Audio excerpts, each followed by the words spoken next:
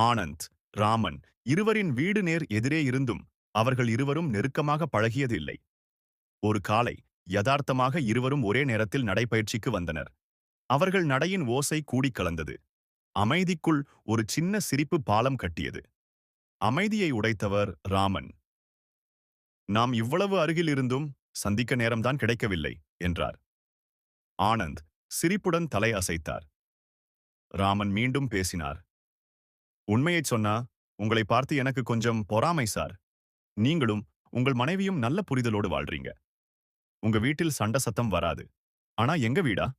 ஒவ்வொரு நாளும் ஒரு சண்டையோட தான் துவங்கும். சுற்றம் முழுக்க தெரியும். சிலர் அடுத்த சண்டைக்கு என்ன தலைப்புன்னு கூட காத்திருக்கிறாங்க என அவர்தானே சிரித்துக் கொண்டார். ஆனந்த் மெதுவாக சிரித்தார். பிறகு அமைதியான விடை பெற்றுச் சென்றார். ஆனந்த் செல்லும் முன் யாரும் அவரை பார்க்கிறார்களா எனச் சுற்றி நோக்கினார். ஆனால் மனதுக்குள் என்றோ அன்று நடந்த சண்டை இன்னும் எரிந்து கொண்டிருந்தது.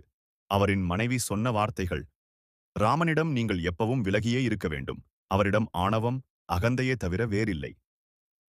வெளியில் அனந்த் சிரித்துக்கொண்டே நடந்தார். ஆனால் உள்ளத்தில் தனக்குள்ளே மட்டும் போராடிக் கொண்டிருந்தார்.